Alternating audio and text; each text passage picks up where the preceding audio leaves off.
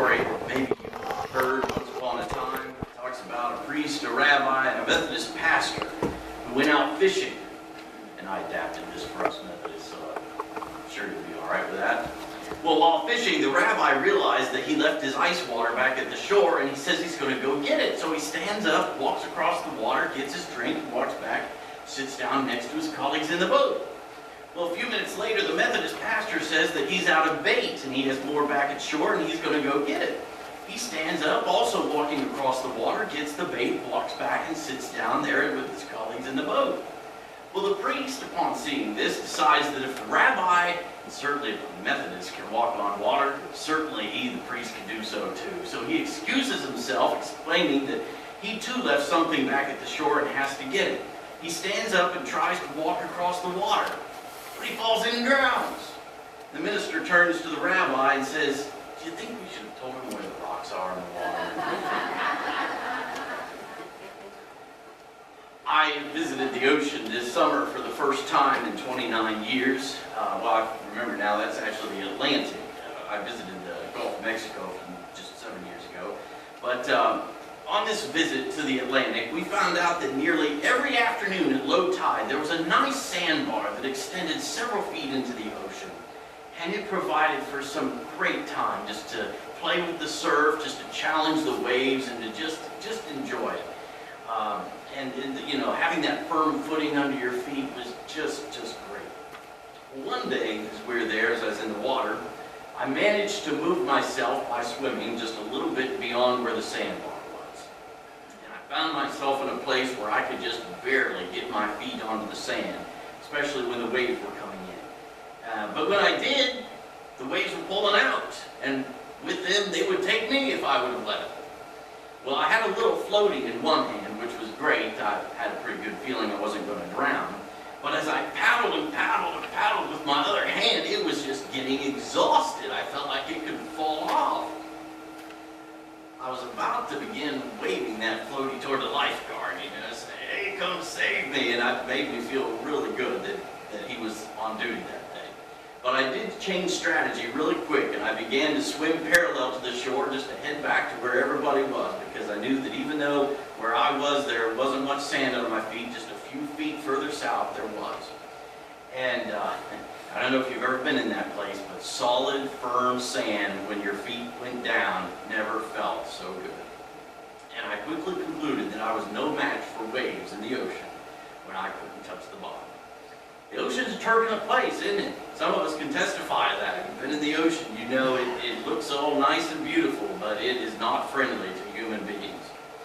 And I was glad to know that if I needed to, I could wave to that lifeguard. He would have come down to me not on the water, and reached his life-saving pole out to me, as he had done apparently already that day, and as I saw him do a little bit later on after I was back out of the water.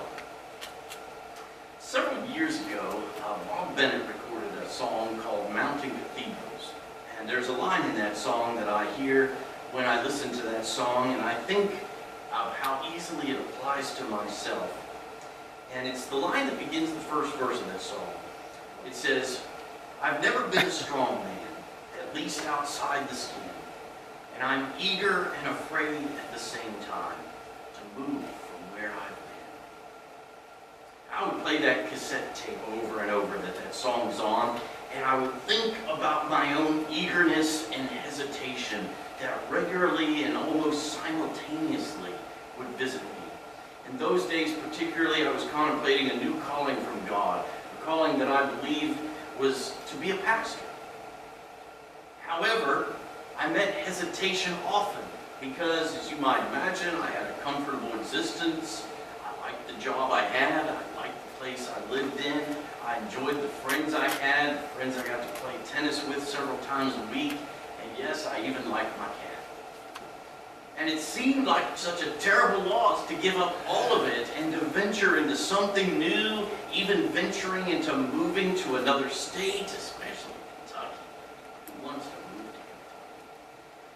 And such an unfamiliar place, and unfamiliar people with southern accents, shall we say. It was a struggle up until and even past moving day. And why is that? Because moving out of comfort is never easy for us comfort-loving creatures. Our family went and saw this new movie that's at the theaters right now. I forgot to write down this title, but it's, what's the title, Christine? Planes, Fire, and Rescue.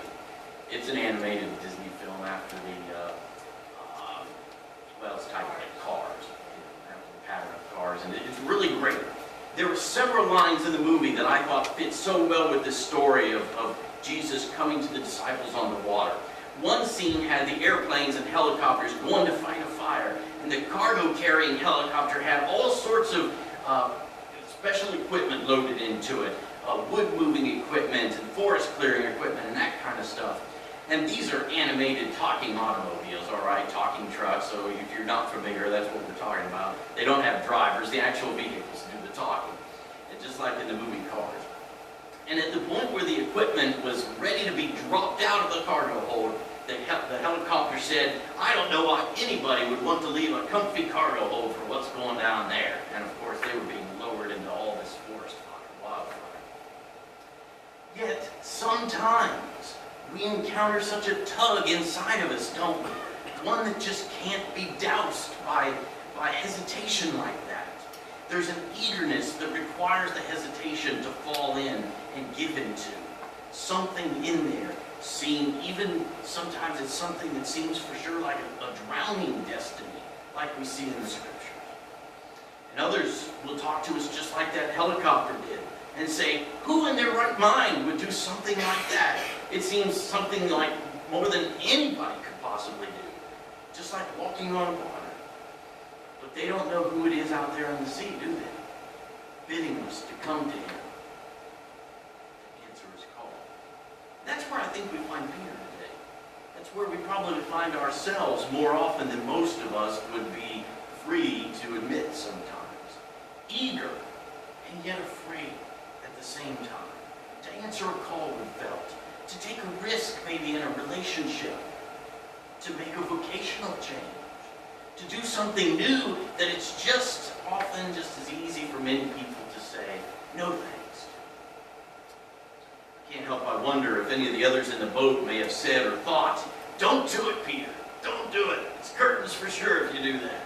That first step's a doozy, you know? They might have said something like that even though it's not recorded. But Peter felt that call, and Jesus bids him to come to him as he will bid us to come and join him in something new when we ask to follow his call. And all indications are that it went fine at first, at least for several steps, and then a sudden gust blew in and Peter saw it, and his fear trumped his faith for a moment. Maybe you've had that happen to you. You've tried something new and had a big hiccup, and you vowed, that's it, no more. That's not for me. It's not me at all. But Jesus was right there. He extended his hand and he saved him. And in his words to Peter, I don't think Jesus means to come across to him as condescending, trashing Peter. He knows, as he knows about all human beings, including us, that we are at the same time a mixture of faith and doubt. We sometimes, when experiencing tranquility and success, so quickly forget how desperately in need of grace that we are. And he's always there, whether we've forgotten or whatever causes us to remember, to take hold of us again. And he's always ready with more grace, more mercy, and his redemption. Jesus' will is that we answer that call that comes from within. Because if he's put it there in the first place, he bids us to step out. That's where those calls come from. Yet there will be gusts of winds that come along any path that can cause us to start sinking. But that's no reason to stay inside the boat. Somebody's written a book with the same title. He says, if you want to walk on water, you got to get out of the boat. And as for me, I want to conclude my story by saying I journeyed into seminary, and it wasn't life without fits and starts, to be certain.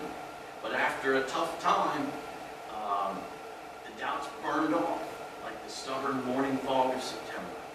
And I began to see more and more where God was leading and how he was there with me all along.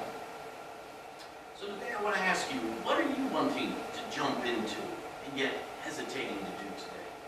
Do you want to and yet hesitate to take a risk with yourself in a relationship, or risk yourself with a new calling that you feel an eagerness and a tug for? Have you said one time or more, that's impossible? Can't do it? Does God ever call us to do that which is impossible, or what seems to be impossible for us? Oh Lord, we might say, you know my personality.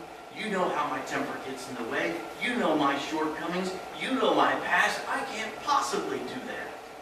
I was struck by one of the after-match interviews of the Japanese player who's going to be playing in the U.S. Open final tomorrow. His name is such that it doesn't stick in my memory very easy. But do you know it, Betty? We saw him play.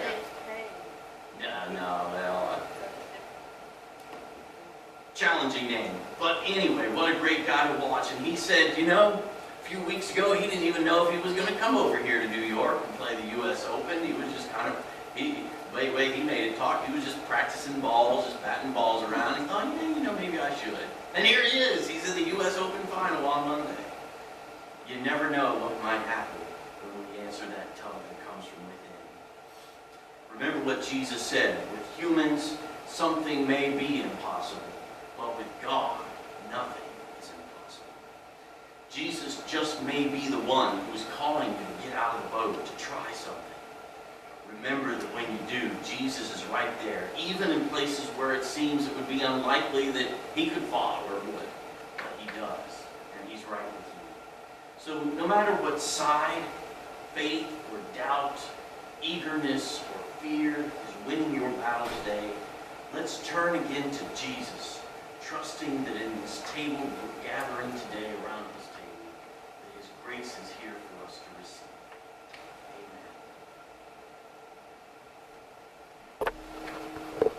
As we respond to God's word today, I want to invite you to come and pray at the altar rail if there's a prayer